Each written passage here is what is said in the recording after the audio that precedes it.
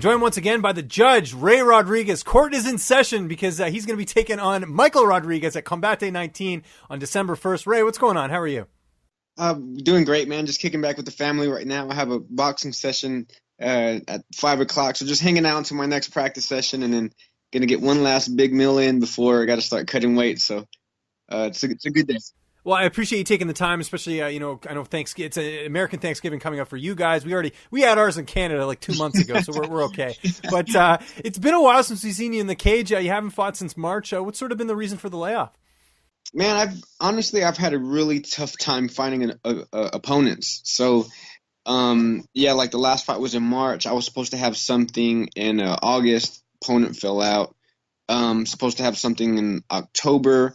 Actually, it was the Combate promotion was supposed to come to San Antonio, but there was a lot of Hurricane Harvey victims here in San Antonio at the venue that they were going to have the fight, so they pushed it back to December. So that August fight that I was supposed to fight on, the promoter went through at least 12 or 13 guys to find an opponent, and there was just no one to step up. Yeah, and I'm not even talking local guys. We're talking about guys from Oklahoma, Louisiana, Arizona, and just nothing, So I'm blessed that we found one for Combate here in December, and I can't wait to put on the show, man.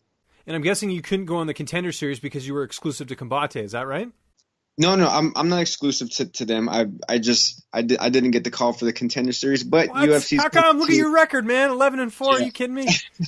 12-4. 12-4. Sorry, yeah, my mistake. 12-4, I should say. But even better, right? So I don't know why they wouldn't give a guy like you a call. That's weird. So. Yeah, I mean, it's cool. The UFC's coming to Austin in February, so hopefully after I knock this kid out in December or next week, then we'll get a look by the UFC and hopefully get that call. Yeah, you're taking on Michael Rodriguez. What do you sort of know about him? There's not too much information out there on him by the looks of it. How do you feel like you match up against him? He's good. I mean, I've seen some tape on him. I know some guys who have trained with him, and he's good everywhere. Like he's not a stud anywhere, but he's good everywhere. But I feel like anywhere that he's good, we're 10 times better. So wherever the fight goes, man, this kid's gonna get dominated. Like it's. I mean, I'm glad he took the fight, but he should have thought twice before signing that dotted line. He's in trouble December 1st, man. How's the training camp going, and who are some of your main training partners right now? So good, man. Camp has never been better. I have Gleets and Pony, the same guy who I was training with last time for the Legacy. We got Alex Hernandez. We have a lot of up-and-comers at the gym, man, who I'm sure you'll be interviewing soon, man. We have some killers. Yeah. Got some super killers, man. So training's going great, man. Like my body's 100% healthy. I'm just counting down the days and crossing my fingers that I don't get that call that something happened to this guy, because we were actually supposed to fight about 2-3 years ago. Oh, interesting. And like I would say 3 weeks before the fight, he had an injury and we weren't able to fight. So I'm glad we got it relined up. Like I said, there's no bad blood or animosity towards the guy, but he's in trouble December 1st, man. I promise you. How's the weight cut going right now? It's good. The fight's actually at 140, dude. So nice. It's nice. So I'm walking him around. I was 152 this morning, so I'm kind of chilling. So like I said, tonight's cheat night. I can't cheat tomorrow because we're a week out, but tonight's cheat night. So I'm debating chicken wings, pancakes, or pizza. So I'm going back and forth. We're gonna have a little vote. That's a really tough decision. The pancakes, does that come with syrup and butter? Because if it doesn't, maybe I'd go with the pizza. I don't know. Absolutely. If we're going pancakes, syrup, eggs, bacon, sausage, maybe some hash browns. Oh, yeah. But the chicken, there's a good spot here in San Antonio called Wing Daddies. They don't even sponsor me, and I'm still giving them a shout out. Nice. That's how you know they're good. Yeah, man. They have these wings called Tangosaurus wings, and it's like hot wings with lemon pepper on it. Man, it's so epic. I'm getting hungry. Yeah. So I'm going back and forth. And if we go pizza, it's definitely going to be Meat Lovers, man. Like, you can't beat Meat Lovers. Yeah, is there like a good spot where you live that had, like, did you go to like a mom and pop pizza place? I would say the best place here in San Antonio would probably have to be there's a place called Dough, and it's not too far from the gym where I'm going to go train at, and it's like an oven style brick oven style. Oh, those are so good, the oven style. Yeah. So good, man. So I got about 3 hours to figure out what the hell I'm going to eat, but it's my last good one, man. So I'm going to go hard. Yeah, got to make it count for sure. How do you sort of see this fight ending? I mean, you talked about it there, a finish. Where are you seeing that? Early, later, knockout, submission? What's going to happen in this fight?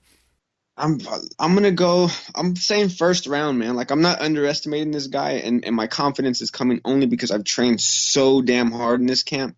But it has to be in the first round, man. Like I said, this guy, he's a tough guy, but we're just on another level than a lot of these guys, you know. And I'm definitely ready for the big show. And after I knock this guy out, December 1st, hopefully we get some eyes on us. So I'm looking knockout in the first round, man. If he tries to drag it out and make it a wrestling match, I'm cool with that too. I'm ready to rock for 15 minutes. And if it gets to the ground, submission in the first round, man. So definitely a first round finish.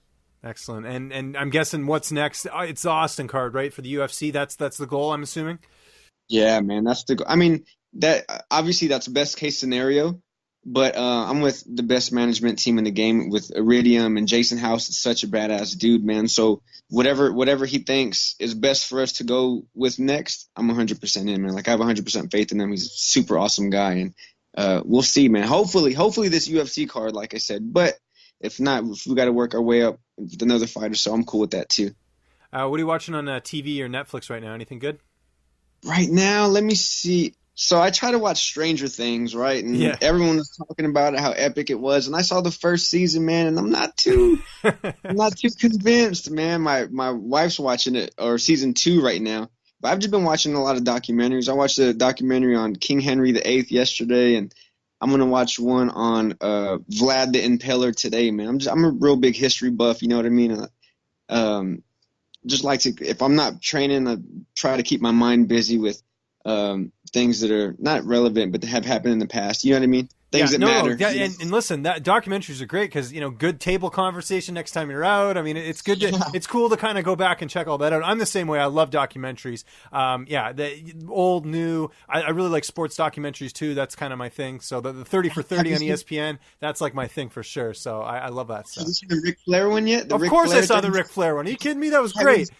I haven't seen it yet, man. I want to see it so freaking bad. As a matter of fact, speaking of wrestling, I was in Canada for my buddy Gleats and Ponies fight, and we went to some restaurant. We were in Montreal, Quebec, and the restroom of the restaurant had like all these like 1980s and 1990s posters of like old school wrestlers. Like I'm talking Junkyard Dog, I'm talking King Kong, and it was just full to the brim, man. It was pretty awesome. I used to be a huge wrestling fan. As a matter of fact, the venue that we're going to fight in December 1st is the same venue that my dad used to take me to watch the WWF fight. So, no way. Cool. Okay. It's epic, man. So I can't wait to make that walk. Like I remember walking into the venue. It's called the Freeman Coliseum. And I was a little kid, dude, maybe like 5 or 6. And I thought this place was just humongous, and seeing the WWF ring. And I'll never forget one of the first times my dad took me, there was a group called the Road Warriors, Hawk and Animal. Yeah, of course. Yeah. And whenever they would come out, the theme song was like, "Oh, what a rush!" Right? And yeah. I would just never.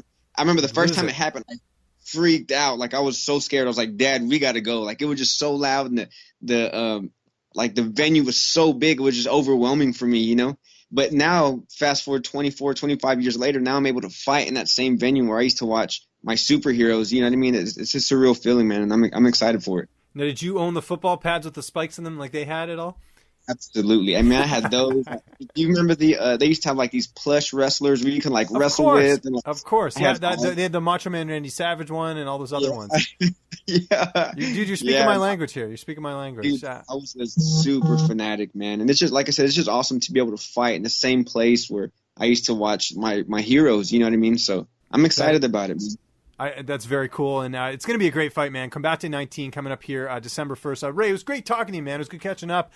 Just remind people where they can find you on social media, and if you got any sponsors, shout-outs, anything like that, man. The floor is yours. All right, yeah, guys, you can find me on social media at Ray the Judge on Instagram, Facebook, Twitter. Huge thanks to all my sponsors, Lone Star Beer, Erosti, Rocks Discount, Vitamins, Red Apparel, Boneface Apparel, Alamo City Cryotherapy, Ohana Academy, City-Based CrossFit, and just anyone who's been supporting me since day one, everyone who's buying tickets and reaching out to me on social media. And I just appreciate it, man. Like I wouldn't be able to do this without you guys, and the support's been 100% real since day one, and I appreciate you guys so much.